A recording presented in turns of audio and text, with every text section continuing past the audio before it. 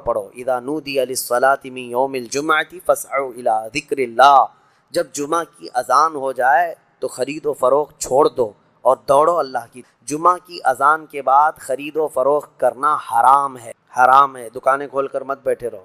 جمعہ کی اذان ہو گئی، وذروا البیع، اللہ نے فرمایا چھوڑ دو، خرید و فروخت وغیرہ ساری چیزیں چھوڑ دو، جمعہ کی اذان ہو چکی ہے، تمہیں بلایا گیا بھی، دوڑنا ضروری ہے۔ دوڑنے کا مطلب اللہ کے ذکر کی طرف آ جاؤ۔ یہاں تو جمعہ کے لیے لوگ خطبے کے بعد انتظار کرتے رہتے، امام صاحب نماز کے لیے کھڑے ہو جائیں گے تو گھر سے نکلیں گے۔ خطبہ بھی تمہارے لیے جمعہ کے واجبات میں سے ہے، اس میں ضروری ہے۔ بہرحال اللہ کریم نے اس میں سورہ جمعہ میں جمعہ کی نماز کے لیے فوراً اپنے ہاں سے نکلنے کا حکم فرمایا۔ صحابہ کا حال بھی یہی تھا۔ اور اس کے بعد اللہ فرماتا ہے جب نماز مکمل ہو جائے تو پھیل جاؤ زمین پر اور اللہ کا رزق تلاش کرو، بے شک اللہ تبارک و تعالیٰ بہترین رزق دینے والا ہے۔ منافقوں کے لیے بھی ایک پوری سورہ آئی ہے، سورۃ المنافقون، اور اللہ نے فرمایا اے محبوب جب آپ کے پاس منافق آئیں اور یوں کہیں گے نشہد انک رسول اللہ، وہ کہیں گے ہم گواہی دیتے ہیں آپ اللہ کے رسول ہیں، واللہ یشہد ان المنافقین لکاذبون، محبوب اللہ گواہی دیتا ہے کہ یہ منافق جھوٹ بولتے ہیں، وہ آپ کے سامنے آ کر کہتے ہیں کہ آپ اللہ کے رسول ہیں، لیکن اللہ گواہی دیتا ہے کہ یہ جھوٹ بولتے ہیں۔ آپ کو میں ایک بات بتاؤں، ایک جہاد میں حضور صلی اللہ تعالیٰ علیہ وسلم کے صحابہ سب گئے تھے، اس میں منافقین بھی اس وقت شامل ہو جاتے تھے۔ عبداللہ بن ابی جو منافقوں کا سردار ہے، جو جنگ احد میں 300 لوگوں کو لے کر الگ ہو گیا تھا، ایک غزوے سے واپس آ رہے تھے تو ایک کنویں پر صحابہ میں آپس میں تکرار ہو گئی، یعنی مہاجر صحابی تھے ایک اور ایک مدینے کے تھے، تو مدینے والے اور مکہ والے ان دونوں میں پانی کو نکالنے میں کوئی تکرار ہو گئی، تو وہ جو عبداللہ بن ابی تھا اس نے دیکھا اور کہا ان کی بہت ہو گئی ہے، مدینے میں آ کر کے اب یہ مدینے والوں پر قبضہ کر لیے اور اب تو اتنی ہمت ہو گئی کہ مدینے والوں کے ساتھ لڑائیاں بھی کرنے لگ گئے۔ تو عبداللہ بن ابی نے بھڑکایا، انصار کو جا کر کے بھڑکا رہا تھا کہ یہ مکہ سے ہجرت کر کے آئے اور دیکھو اب تمہارے لوگوں کو مارنے لگ گئے ہیں، یہ جھگڑنے لگ گئے ہیں۔ اور اس کے بعد اس نے باتوں میں یہ کہا کہ اب ہم مدینے جائیں گے تو ہم عزت والے لوگ وہاں جتنے ذلیل ہیں سب کو ہم نکالیں گے۔ اس نے کس کو کہا؟ حضور صلی اللہ علیہ وسلم کو اور ان کے صحابہ جو ہجرت کر کے آئے ان کو کہا جتنے ذلیل لوگ ہیں ہم ان کو نکالیں گے۔ یہ اس خبیث نے کہا تھا عبداللہ بن ابی نے۔ یہ باتیں چلنے لگیں اور عبداللہ بن ابی نے یہ کہا تو کچھ لوگوں نے سنا تھا، حضور تک یہ بات آئی نہیں تھی۔ اب مدینے کی طرف جب یہ قافلہ چلا تو بیچ میں عبداللہ بن ابی کا یہ بیٹے ہیں، عاشق رسول ہیں، باپ منافقوں کا سردار ہے، بیٹا پکا عاشق رسول، مدینے کے باہر ہی اپنے باپ کا راستہ روک کر کھڑے ہو گئے، کہا میں نے سنا ہے کہ تم نے اللہ کے رسول اور ان کے ساتھی جو مہاجرین صحابہ ہیں ان کو کہا کہ ذلیل لوگوں کو تم مدینے سے نکالو گے۔ عبداللہ بن ابی جھوٹ بولتا تھا بہت، کہا کہ کس نے کہا، ایسی بات نہیں ہے، ویسی بات نہیں۔ محفل ذکر قائم کی گئی ہے۔ اللہ تبارک و تعالیٰ نے قرآن عظیم میں ارشاد فرمایا وَذَكِّرْ فَإِنَّ الذِّكْرَىٰ تَنفَعُ الْمُؤْمِنِينَ، اور یاد دلاؤ مومنوں کو، ذکر کرو اس لیے کہ یہ ذکر مومنوں کو نفع پہنچتا ہے، نفع دیتا ہے۔ الا بذکر اللہ تطمئن القلوب، آگاہ ہو جاؤ مومنوں کے دل کا سکون اللہ کے ذکر میں ہے۔ ہم جب دنیا میں تھک جاتے ہیں تو سستانے کے لیے، سکون لینے کے لیے اچھی جگہوں کی تلاش کرتے ہیں۔ نبی پاک صلی اللہ تعالیٰ علیہ وسلم مسجد نبوی شریف میں ایک مرتبہ تشریف لائے تو دیکھا 2 محفلیں لگی ہوئی تھیں صحابہ کی۔ ایک محفل ایسی تھی جس میں صحابہ اکرام اللہ کا ذکر کر رہے تھے، اور ایک محفل ایسی تھی جس میں صحابہ اکرام علم حاصل کر رہے تھے، یعنی علم دین سیکھ رہے تھے، سکھا رہے تھے آپس میں ایک دوسرے کو۔ نبی پاک صلی اللہ تعالیٰ علیہ وسلم جب وہاں سے گزرے تو اپنے ساتھ ایک صحابی تھے، ان سے ارشاد فرمایا جب تم اللہ کے باغیچوں کے پاس سے گزرو تو کچھ پھل کھا لیا کرو، جب تم اللہ کے باغیچوں کے پاس سے گزرو تو کچھ پھل کھا لیا کرو۔ صحابہ اکرام نے عرض کیا یا رسول اللہ کے باغیچے کیا ہیں اور پھل کیا ہے؟ نبی پاک صلی اللہ علیہ وسلم نے فرمایا مسجد میں لگی ہوئی یہ محفل اللہ کے باغیچے ہیں، اور جو یہاں سے گزرا یا اس میں شرکت کیا گویا کہ اس نے اللہ کے باغیچوں میں سے پھل کھا لیا۔ اللہ کے ذکر کی مجالس صحابہ اکرام رضوان اللہ تعالیٰ علیہ مجمعین سے لے کر آج تک چلی آ رہی ہیں۔ تقریر اپنی جگہ پر، نعت اپنی جگہ پر، لیکن اللہ کے ذکر میں جو اثر ہے وہ کسی چیز میں نہیں۔ اور پورا قرآن کیا ہے؟ پورا قرآن کا ایک نام پتہ ہے آپ کو؟ قرآن مجید بھی آپ کہتے ہیں، قرآن کریم بھی، لیکن خود قرآن میں قرآن کا نام کیا آیا ہے؟ کئی جگہ پر تو اللہ نے قرآن ہی لفظ استعمال یعنی ارشاد فرمایا ہے قرآن، لیکن ایک جگہ اس کا نام الگ آیا ہے، انا نحن نزلنا الذکر، بے شک ہم نے ذکر کو نازل کیا ہے۔ یہاں جو ذکر ہے یہ قرآن کا نام ہے، یعنی پورا قرآن ہی اللہ کا ذکر ہے، اس کو ذکر کے نام سے یاد کیا گیا۔ قرآن پاک کا ایک نام ذکر ہے، وَإِنَّا لَهُ لَحَافِظُونَ، جو قرآن کی حفاظت کے لیے سب سے بڑی آیت ہے۔ اللہ نے جو وعدہ فرمایا ہم نے قرآن کو نازل کیا اور ہم ہی اس کی حفاظت کریں گے، تو یہ جو آیت ہے اس میں قرآن کا نام قرآن نہیں آیا، ذکر آیا ہے، ذکر ہے۔ اور آپ کو میں بتاؤں اس ذکر کا لفظ کتنی جگہ پر قرآن پاک میں آیا، اور قرآن میں ایک بہت ہی اہم تطبیق آپ کو میں بتا دوں، یعنی ریلیشن۔ ایک جگہ قرآن میں یہ فرمایا کہ بے شک ہم نے ذکر نازل فرمایا، ذکر سے مراد یہاں کیا ہے؟ قرآن۔ اور ایک جگہ میں آپ کو بتاتا ہوں، ایک جگہ اللہ تعالیٰ 19ویں پارے کے شروع میں ارشاد فرماتا ہے، یا ویلتا لیتنی لم اتخذ فلانا خلیلا لقد اضلنی عن الذکر۔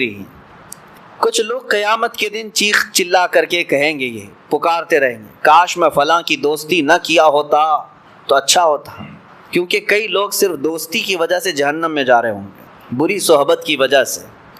لیکن وہاں پر جو بندہ یہ کہے گا یا ویلتا لیتنی لم اتخذ فلانا خلیلا، فلاں کو میں دوست نہیں بنایا ہوتا تو اچھا ہوتا، تو وہ دوست اس کو کیا کیا تھا ایسا دنیا میں جس کی وجہ سے وہ وہاں واویلا مچا رہا ہے قیامت کے دن؟ اس کے ساتھ کیا ایسا دھوکہ کیا تھا اس نے، دوست نے کیا کیا تھا؟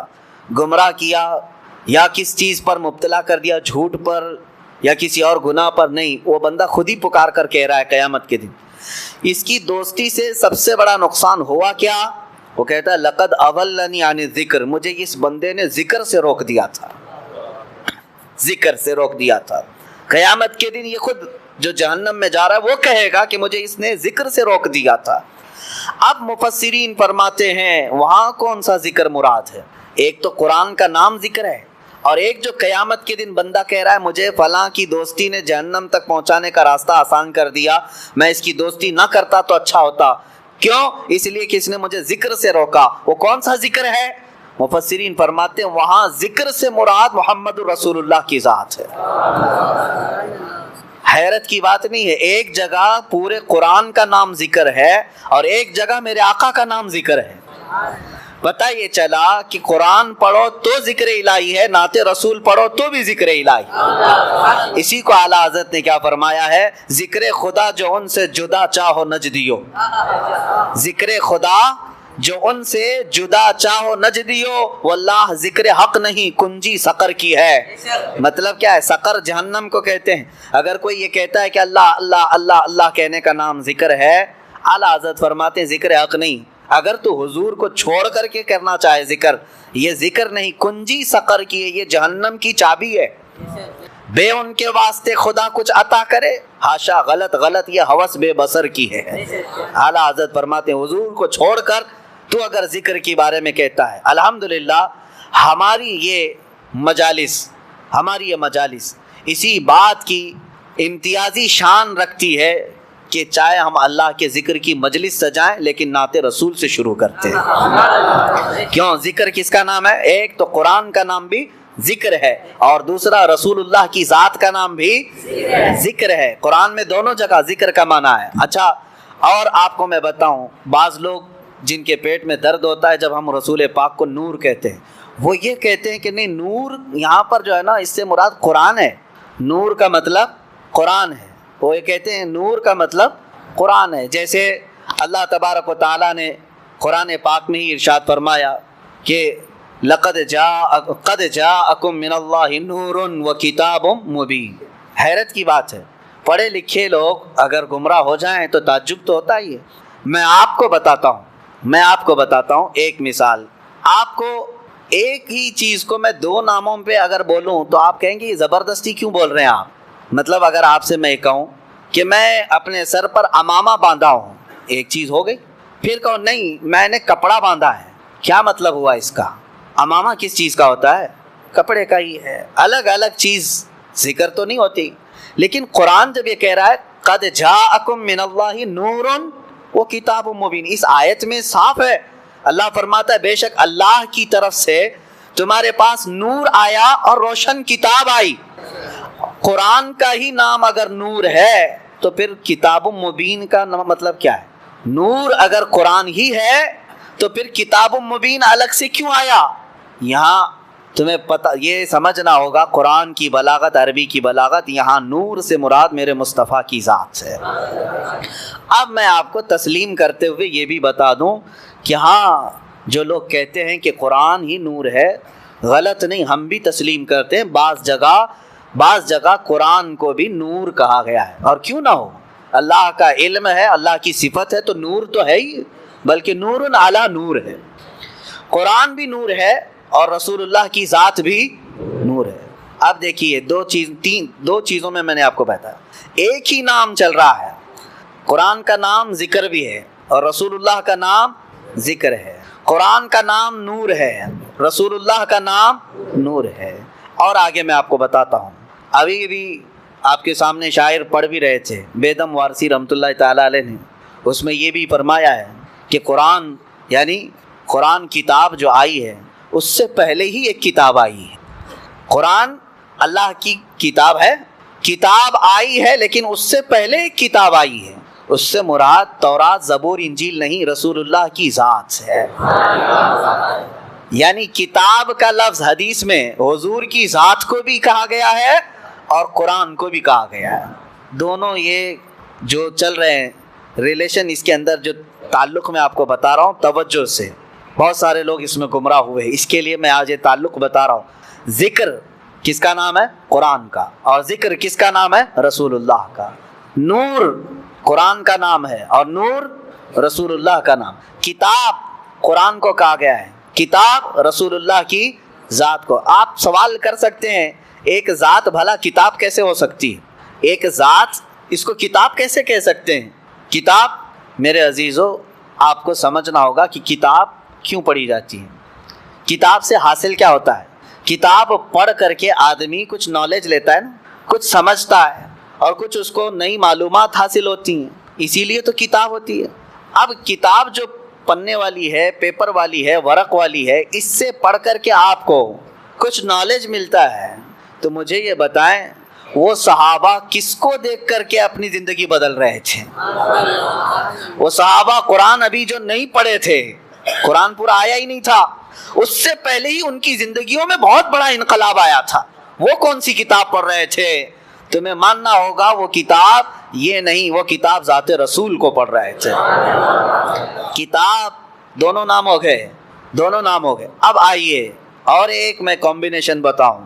سب سے پہلے کون پیدا ہوا دنیا میں؟ سب سے پہلے کیا پیدا ہوا؟ حدیثیں الگ الگ ہیں.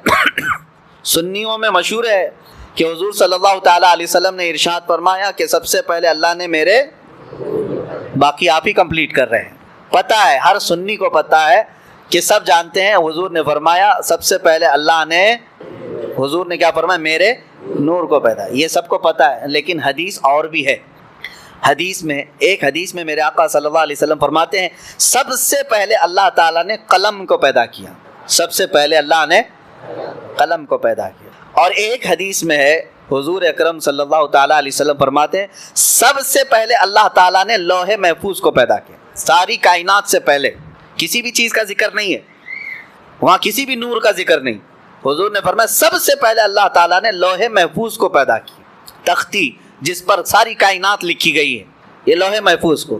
اب تطبیق دے کر کے بتاؤ، حضور پاک صلی اللہ تعالیٰ علیہ وسلم نے ایک حدیث میں فرمایا سب سے پہلے اللہ نے میرے نور کو پیدا کیا. ایک حدیث میں حضور فرما رہے ہیں سب سے پہلے اللہ نے قلم کو پیدا کیا. ایک حدیث میں فرما رہے ہیں سب سے پہلے اللہ نے لوح محفوظ کو پیدا کیا. آخر سب سے پہلے آیا کون؟ تو یہ فیصلہ جو ہے صرف عاشقان رسول کر سکتے ہیں. فنا فی الرسول، عاشق رسول اقبال لاہوری فرماتے ہیں، قلندر لاہوری علامہ اقبال یہ کہتے ہیں اس کا فیصلہ یہ ہے یا رسول اللہ لوح بھی تو قلم بھی تو، تیرا وجود الکتاب، ساری چیزیں آپ ہیں یا رسول اللہ. جو حدیث میں حضور نے فرمایا لوح پہلے پیدا ہوا، قلم پہلے پیدا ہوا، کتاب پہلے پیدا ہوئی. اقبال نے کہہ دیا یہ ساری چیزیں نام الگ الگ ہیں، سب کا مراد ایک ہی ہے یا رسول اللہ. لوح بھی تو، قلم بھی تو، تیرا وجود الکتاب، گنبد آبگینہ رنگ تیرے محیط میں حباب. اور پھر ایک جگہ اقبال یہ کہتے ہیں کہ نگاہ عشق و مستی میں وہی اول وہی آخر. ہاں ایک مسئلہ یہ بھی ہے کہ رسول کریم صلی اللہ تعالیٰ علیہ وسلم سب سے پہلے پیدا ہوئے، سب سے پہلے پیدا ہوئے اور پھر سب سے اخیر میں آئے، سب سے اخیر میں آئے. اس کو بعض شارحین یوں کہتے ہیں کہ بیج زمین میں بویا جاتا ہے، زمین میں سب سے پہلی چیز کیا ہوئی؟ بیج.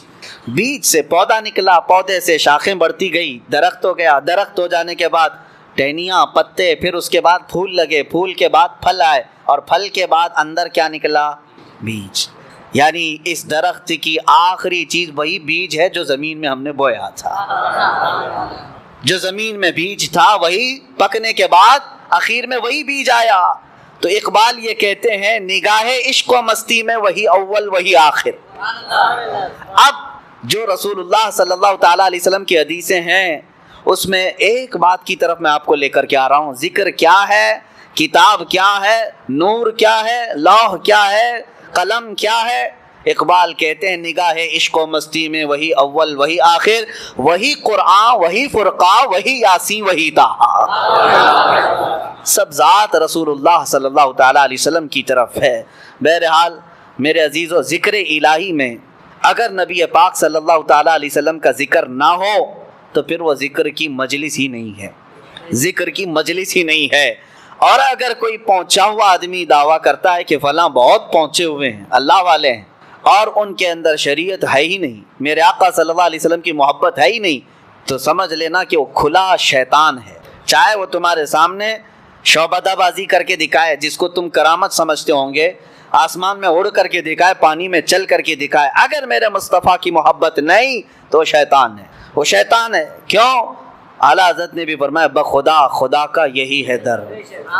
اللہ تک پہنچنا ہے تو میرے مصطفیٰ کی ذات سے ہی جانا ہوگا، نہیں اور کوئی مفر مقر. جو وہاں سے ہو یہیں آ کے ہو، جو یہاں نہیں تو وہاں نہیں. حضور پاک صلی اللہ تعالیٰ علیہ وسلم کی طرف ہم سب کو چلنا ہے. عزیزان گرامی وقار، میں تقریر کی غرض سے نہیں بیٹھا، اب مجلس ذکر ہماری قائم کرنی ہے. اس سے پہلے دلوں کو گرم ہونا بھی ضروری ہے، اور ہمیں پتہ ہے سنیوں کے دل گرم ہوتے ہیں تو نام مصطفیٰ سے ہوتے ہیں. اور جب تڑپ پیدا ہو جائے میرے مصطفیٰ کی محبت کی تو دل جب کھل جاتا ہے اور اللہ کے ذکر کی برکتیں اس میں اترنے لگتی ہیں. جو بند دل ہیں یا زنگ آلود ہیں اس کو چھانٹنے کے لیے میرے مصطفیٰ کا ذکر کافی ہے. جس کے سینے میں محبت مصطفیٰ ہو وہ یاد آتے ہی اس کا دل مچلنے لگتا ہے، دل دھڑکنے لگتا ہے. اور جب دل دھڑکنے لگے تو اس گرما گرمی میں ہی اسے سب کچھ دیا جاتا ہے. آپ کو پتہ ہے بہت ساری چیزیں نقش کرنے کے لیے تپانا پڑتا ہے. ہاں، سونے کو نقش کرنے کے لیے پہلے آگ میں تپایا جاتا ہے. جب وہ گرم ہو جائے تو چھوٹی سی ہتھوڑی سے اس پر اچھا خاصا نقش بن جاتا ہے. تو ہمیں پہلے اپنے دل کو تپانا ہے عشق مصطفیٰ میں، پھر ذکر الہی کی ضرب لگاؤ اس دل پر، دیکھنا پھر نقش بنتا چلا جائے گا، نقش بنتا چلا جائے گا. لیکن جتنے بھی اذکار ہیں، جتنے بھی ذکر آپ کریں گے بے عشق مصطفیٰ کے کچھ نہیں.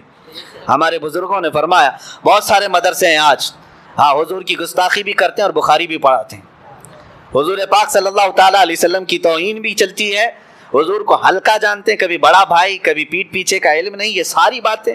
لیکن پھر حضور کی حدیثیں بھی پڑھتے ہیں، وہ بخاری بھی یاد ہے ان کو. یہ کیا مسئلہ ہے؟ تو ان کے لیے کہا گیا یہ صرف اور صرف اوپر کا مسئلہ ہے. بے عشق مصطفیٰ پڑھتے ہیں جو بخاری. ہمارے بزرگوں نے فرمایا بے عشق مصطفیٰ پڑھتے ہیں جو بخاری. آتا ہے بخار ان کو، آتی نہیں بخاری. بخاری کا مطلب یہ نہیں ہے کہ انما الاعمال بالنیات پڑھ دیا، کلمتان حبیبتان الی الرحمن حدیث پڑھ دیا. بخاری کا مطلب یہ لفظی احادیث پڑھنا نہیں ہے. بخاری کا مطلب یہ ہے، ایک بزرگ کی بات میں بتاتا ہوں، احمد آباد کے رہنے والے تھے غالباً، تو وہ ان کے متعلق مشہور تھا پڑھے لکھے نہیں ہیں. بہت سارے لوگ یہ سمجھتے تھے، وہ جذب کے عالم میں رہتے تھے، پرانے کپڑے، پراگندہ بال، ذکر الہی میں مشغول.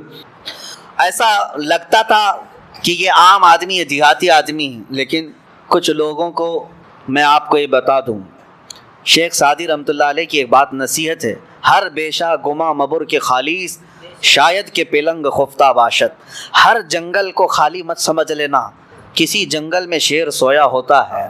ہر جنگل کو خالی مت سمجھنا، یہ شیخ سعدی رحمۃ اللہ علیہ نے فرمایا. ہر انسان کو ایرا غیرا نتھو کھیرا مت سمجھ لینا اس کے ظاہر کو دیکھ کر. ہاں ارادت ہو تو دیکھ ان کو ید بیضا لیے بیٹھے ہیں اپنی آستینوں میں. کچھ فقراء کچھ قلندر ایسے ہوتے ہیں. تو یہ درویش جن کے بارے میں بتا رہا ہوں، اللہ والے تھے، ذکر الہی میں رہتے تھے، لیکن مدرسے میں پڑھنے والے طلباء اور کچھ علماء وہ مذاق بھی اڑاتے تھے. لوگ خامخواہ پیچھے چلتے رہتے ہیں اس بوڑھے کے، کیا آتا جاتا تو کچھ ہے نہیں. تو ان لوگوں نے سب لوگوں کو الگ الگ ورگلایا بھی. ایک دن لوگوں نے کہا نہیں بابا اللہ اور اس کے رسول کا ہی ذکر کرتے ہیں. کہا کچھ نہیں ہے، پڑھے لکھے نہیں ہے وہ. تو یہ باتیں بہت پھیل گئی. تو ایک دن اس درویش کے پاس کچھ طلباء آئے، کچھ علماء آئے. کہا کہ بابا جی ہم آپ سے بہت متاثر ہیں، انسپائر ہیں آپ سے بہت زیادہ، اور ہم آپ کی بڑی عزت کرتے ہیں. ہم آپ کو اپنے مدرسے میں مہمان بلا کر کے لے جا رہے ہیں. آئیے. توہین تھی. مدرسے میں لے آئے اور سیدھے مسند پر بٹھا دیے جہاں بخاری شریف پڑھائی جاتی. جو شیخ الحدیث بیٹھتے تھے کہا کہ بابا جی بیٹھے، ہم آپ سے فیض اٹھانا چاہتے ہیں، بخاری شریف پڑھائیں. وہ ڈھکوسلے پیر نہیں تھے جو لوگوں کے چورے پر اپنی زندگی گزارتے ہوں، وہ فنا فی اللہ تھے. یہ اور بات ہے کہ ظاہراً ان کے خد و خال غریبوں سے نظر آتے تھے. بیٹھے کہا کہ بیٹا میری یہ مجال نہیں ہے، یہ میرا میدان نہیں ہے، مجھے اس سے دور رکھو. انہوں نے کہا نہیں، بڑا چرچا آپ کا ہے، آج آپ کو بخاری پڑھانا ہی، بخاری پڑھانی ہے. بہت ضد کیا، اصرار کیا، تو انہوں نے بخاری شریف کھول دی. سارے طلباء بھی تھے، علماء بھی تھے، بڑے بڑے علماء بیٹھے ہوئے تھے. اب اس مرد حق، مرد قلندر نے جو بخاری شریف کو شروع کیا، ان عمر رضی اللہ تعالیٰ عنہ قال قال رسول اللہ صلی اللہ علیہ وسلم انما الاعمال بالنیات، یہاں سے شروع کیا. حدیث پڑھتے رہے پڑھتے رہے پڑھتے رہے. بخاری شریف کی حدیثیں ایک جلد، دو جلد، تقریباً کئی ہزار حدیثیں ہیں. جا کر کے آخری حدیث کلمتان حبیبتان الی الرحمن خفیفتان علی اللسان ثقیلتان فی المیزان سبحان اللہ و بحمدہ سبحان اللہ العظیم، بخاری شریف کی ختم تک پہنچ گئے. حدیث روایت کے ساتھ، سند کے ساتھ، صحابہ کے ناموں کے ساتھ پوری حدیثیں. میرے عزیزو یہ گھنٹے دو گھنٹے کی بات نہیں، پوری بخاری پڑھنے کے لیے کم از کم میں فاسٹ بھی پڑھوں، قرآن کو سنانے کے لیے 30 دن لگ جاتے ہیں. بخاری شریف اس سے بھی زیادہ ہے. قرآن شریف میں 30 پارے ہیں، تلاوت سے ہو جائیں گے. بخاری شریف میں سندیں پڑھتے پڑھتے وقت ہو جائے گا. اگر اسی طرح 1 گھنٹے کی تراویح کا معاملہ ہو تو بخاری کو سنانے کے لیے 2 مہینے لگ جائیں گے. انہوں نے ایک مجلس میں پوری سنائی، سب کپڑے پھاڑنے لگ گئے، چیخنے لگ گئے، چلانے لگ گئے، اور اس کے بعد وہ اپنا عصا اٹھائے اور کھڑے ہو گئے. ان کو لے کر کے گئے، ایک عالم دین ان کے قدموں میں گر گئے اور اس کے بعد کہا بابا ہمیں معاف کر دیں، ہم نے کبھی یہ نہیں سوچا تھا کہ آپ بخاری شریف بھی پڑھتے ہیں یا پڑھاتے ہیں، یہ کمال کی بات ہے، ہماری بدگمانی کو معاف کریں. انہوں نے ہنس کر مسکرا کر ایک تھپڑ لگایا اور کہا جاؤ میاں میں کہاں پڑھاتا ہوں، اور حقیقت تو نے جو گمان کیا ویسا ہی میں ہوں، میں پڑھا لکھا نہیں ہوں. کہا پوری بخاری پڑھا دیے. کہا میں کہا، سامنے رسول اللہ بول رہے تھے میں پڑھ رہا تھا. اللہ اکبر. سامنے مصطفیٰ کریم صلی اللہ علیہ وسلم بیٹھے تھے، وہ بولتے جاتے تھے اور میں سن کر کے بیان کرتا جاتا تھا. اس کو کہتے ہیں بخاری شریف پڑھنا. بیشک مصطفیٰ جو پڑھتے ہیں بخاری، آتا ہے بخار ان کو، آتی نہیں بخاری. ساری چیزوں کا کل ملا کر کے حاصل کلام ایک ہی ہے، وہ جو نہ ہو تو کچھ نہ ہو. جان ہے وہ جہان، اور جان ہے تو اب ہماری جان ہے. جان کا ذکر اگر نہ ہو، آخری بات میں عرض کرتا ہوں. آپ کو پتہ ہے غار ثور میں جب مصطفیٰ کریم صلی اللہ تعالیٰ علیہ وسلم تھے حضرت ابوبکر صدیق کے ساتھ، کفار مشرکین ارد گرد گھومتے دیکھ کر کے چلے گئے، نظر کیوں نہیں آئے؟ سبوں نے اپنا اپنا الگ الگ انداز بیان کیا ہے کہ اللہ نے حفاظت فرمائی، مکڑی کے جال بن دیے تھے، کبوتری نے انڈے دے دیے تھے، اللہ تعالیٰ نے اپنے حبیب کی اور ان کے صاحب کی حفاظت فرمائی. لیکن عاشق رسول کیا کہتا ہے؟ ہاں، حسان الہند امام اہل سنت فاضل بریلوی کہتے ہیں کہ یہ عدو کا مطلب ہے دشمن. ہاں، عدو دشمن کو کہتے ہیں. جان ہے، جان کیا نظر آئے؟ جان ہے جان کیا نظر آئے، کیوں عدو گرد غار پھرتے ہیں؟ اعلیٰ حضرت فرماتے ہیں یہ دشمن غار کے ارد گرد کیوں پھر رہے ہیں؟ میاں جان جو ہے جب اللہ تبارک و تعالی ہمارے اندر رکھا ہمیں نظر نہیں آتی، تو کبھی کبھار جان کو اللہ تبارک و تعالیٰ ایسا محفوظ رکھا ہے کہ ہمیں بھی نظر نہیں آتی۔ اعلیٰ حضرت نے فرمایا وہ جان ہے پوری کائنات کی، کیوں عدو گرد غار پھرتے ہیں، وہ سوئے لالا زار پھرتے ہیں، تیرے دن اے بہار پھرتے ہیں۔ اور کمال کی عاشقی ہے، میرے امام اہل سنت نے فرمایا، اپنا انٹروڈکشن کرایا دنیا کو کیا کہہ کر کے، اس گلی کا گدا ہوں میں جس میں مانگتے تاجدار پھرتے ہیں، یا رسول اللہ جو تیرے در سے یار پھرتے ہیں، در بدر یوں ہی خار پھرتے ہیں۔ بس آؤ اس حضور کی طرف، ذکر پاک کی مجلس قائم کرنی ہے، لیکن اپنے دلوں کو عشق مصطفیٰ میں گرم رکھو۔ ہمارے دل کس کے لیے ہے؟ رسول پاک صلی اللہ تعالیٰ علیہ وسلم کے لیے۔ ہمارے دل کس کے لیے ہے؟ ہاں، سر سوئے روزہ جھکا پھر تجھ کو کیا، دل تھا ساجد نج دیا پھر تجھ کو کیا۔ اعلیٰ حضرت فرماتے ہیں حضور کے دربار میں جا کر کے سر جھک گیا تھا یا کچھ ہو گیا تھا، نجدی بڑے برہم ہو گئے کہ سجدہ کرتے ہیں، یہ رکوع کرتے ہیں۔ اعلیٰ حضرت فرماتے نہیں میاں، ہم کہاں سجدہ کرتے ہیں، ہم شرک نہیں کرتے۔ اعلیٰ حضرت فرماتے ہیں دل تھا ساجد۔ ساجد کس کو کہتے ہیں؟ سجدہ کرنے والے کو۔